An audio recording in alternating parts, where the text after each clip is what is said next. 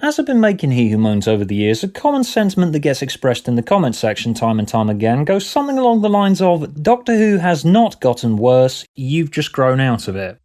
Now, I will admit that there is an extent to which this criticism is true. I was a teenager when the show first got brought back, and I'm now 30, and your tastes do change as you grow up. I've been watching Doctor Who solidly all this time, and there have been slight tweaks and changes, but the show hasn't really grown up with me. Doctor Who is very much the Peter Pan of television properties. It operates in a magical fairy kingdom where it's always the same age. Some media properties evolve and grow in terms of style. For example, the first Harry Potter book is wildly different in tone and content to the final one. I was 6 when the first one came out, and 16 when the last one came out. And that series did grow up with me. But it worked there because that series had a defined endpoint in sight and kept its audience from start to finish. Whereas Doctor Who is a constant. There's no actual ending that the show's working towards. It's always just about a doctor and a rotating cast of companions, and it's just sort of assumed that it's always going to be there, and it's always going to be performing the same basic function, and it's always got to be accessible for all age groups. And in order to do that, it's got to retain a broadly appealing style and tone that's still accessible and relevant to all ages, and if a certain cross-section of your audience has been watching it the entire time, that means that it will inevitably start to feel stagnant to that audience if they age and their tastes change, and they feel that the show's still doing basically the same thing that it did 10 years ago, and they've just seen all they need to see of it. But we ageing fans do get thrown a bone every once in a while, which is part of the reason why I've kept watching it all this time. Heaven Sent, of course, is the key example of an episode primarily for those ageing fans who've been hanging on and hoping for something a bit meatier, and it's a relatively minor tradition in the show. The old show had these incidents too, where it occasionally does a proper, serious, high-stakes piece of drama that treats the older viewers of the show like the proper, serious grown-ups that we definitely are. No, shut up, it's not weird that a 30-year-old man is still making YouTube videos about a children's sci-fi show. No wait, no, not a children's sci-fi show, it's a family sci-fi show. That is an important distinction that is incredibly, meaningful and stuff. Okay, I swear, one of these days I will get round to making video essays about Shakespeare plays or whatever shit actual grown-ups are supposed to be interested in. One of the most obvious examples of the old show appealing to its ageing audience that have grown up never really knowing when you're supposed to ditch it is the case of Androzani, the season 21 serial that killed off the 5th Doctor. It's one of the most brutal stories in the old show. It's incredibly dark and sexy and right now. In fact, it was originally going to be more dark and sexy, but they had to cut out the blood orgy scene in episode 3 because the BBC Director General said no. Keizo Androzani by and large takes the framework of a typical Doctor Who story where there's a quarry, caves, monsters, a guy with a spooky voice, but it reframes all these things with a much more serious and sombre tone. Arguably a bit too serious and sombre. You do find yourself wanting to tell it to just cheer the fuck up sometimes. Well, don't suppose we'll die of it inside the next hour. It's like a graveyard. While it's not that much of an out-of-left-field turn for the classic show in terms of substance, in terms of style it is a drastic departure. Basically, the Doctor and Peri arrive in the middle of a standoff between a mining company harvesting a drug called Spectrox that has life-extending properties, and Sharaz Jek, a mysterious disfigured criminal in a mask who commands an army of androids to thwart their efforts. While typically the classic show was always a display of big bombastic sci-fi shooting and death, earlier this season for example you had Resurrection of the Daleks, which famously has a higher body count than the Terminator. But there was always a degree to which these scenes of conflict and death were a pantomime, and you are aware watching it that this is meant to be entertaining.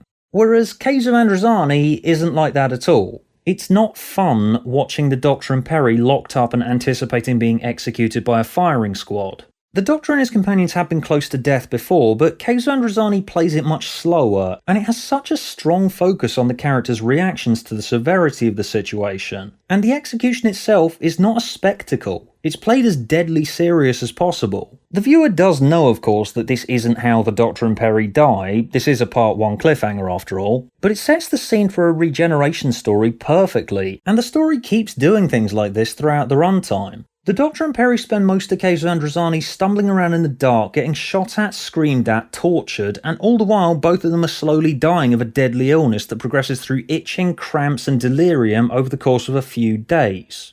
This is perfect for a regeneration story because we know going in that the Doctor is just about to die, and the point of the story is to subject the viewer to watching a character that they've been on so many adventures with and grown to love succumbing to decay and eventual death. Thematically, it's only right that it feels as intense as this from start to finish. The sense of mortal peril and tragedy in Caves is also heightened when you remember that at the time, this was only Peri's second story. She'd only just met the Doctor in the previous one, Planet of Fire, and the man who's supposed to guide her through the universe immediately leads her into this bleak and hopeless and just physically grueling experience where she's on the brink of a painful death for most of it. The context has changed for me, of course, because Big Finish spent a fair bit of time adding missing stories between Planet of Fire and Caves of Androzani, which in hindsight I think might have been a bit of a mistake, and this could be seen to take away from the experience rather than add to it. Five and Peri are great together and they have some awesome stories in the monthly range, but Caves does lose a bit of the intensity that it had before when the Doctor was a relative stranger to Peri and they hadn't formed that bond of trust that he was going to get her out of any situation no matter how desperate it looked.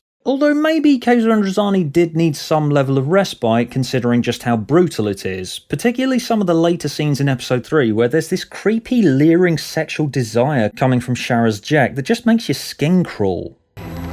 Now I can feast my eyes on your delicacy and forget the pain and blackness in my mind. It's all in the past. We could think of the future.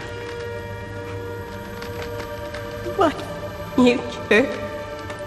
Sharaz Jek is clearly inspired by the Phantom of the Opera. Basically, Morgus betrayed Jek and caused his horrible facial scarring, and that's what drove him to his vendetta against Morgus' Spectrox mining company. The reason that Jek is so fondly remembered is mostly down to the iconic mask and one intense performance from Christopher Gable, and it's made all the more effective by some unique framing choices. Some of my favourite moments in this story are where the camera just holds on Jek for an uncomfortably long amount of time as he goes off on one of his deranged rants, and all the while the Doctor and Peri are just standing there in the background looking utterly terrified. Gable just injects every line with this unique venom that just sticks with the viewer long after the credits have rolled.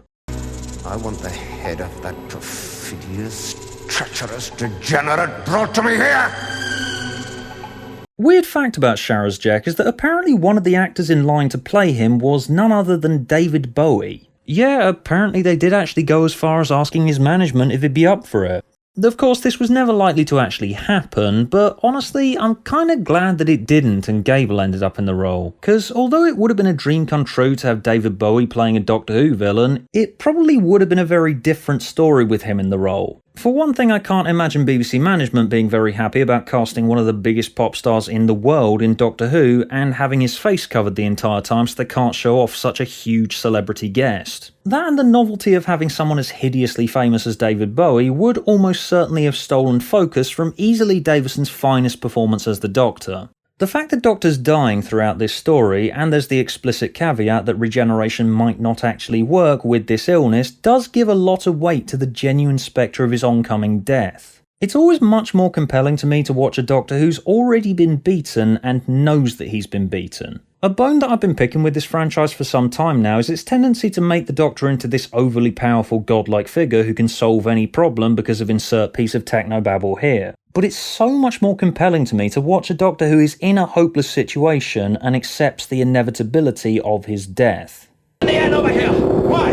Because I'll kill you if you don't. Not a very persuasive argument actually, Stunt, because I'm going to die soon anyway. All of this is not to say that there's no levity in Caves of Androzani at all. You can enjoy John Normington's performance as Morgus on a level of deadpan humour. It's his bluntness that I find so captivating. I love how Morgus retains this blank, dead-eyed stare and solid, unflinching tone no matter whether he's talking about Spectrox or throwing the President down an elevator shaft. I also really enjoyed just this moment of him sarcastically tutting. Early this morning, the mine has been completely destroyed. How sad. I think that's going to be my new meme now. I think I'll play it whenever I finish reviewing a shit episode. So yeah, Arachnids in the UK, that was shit, wasn't it? How sad.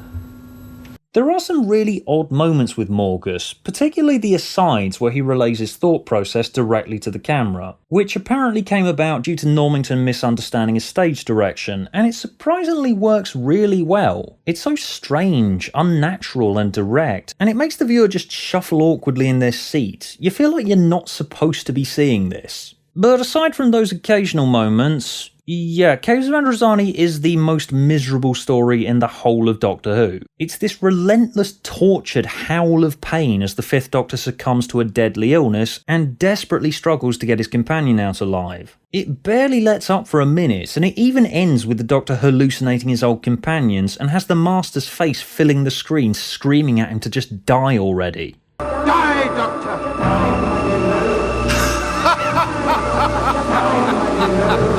Caves is not a fun watch at all, but it is the perfect death story. Regeneration stories are a lot of the time big bombastic celebrations of everything that made the era special, and while that approach may feel rewarding to some fans, there is a degree to which that approach will shatter the veil of fiction. Caves of Androzani knows that watching someone die should be difficult, and it embraces that. A Doctor's death should not be an easy watch for the audience, and Caves of Androzani doesn't sugarcoat it. There's a time and place for triumph, and that's not here.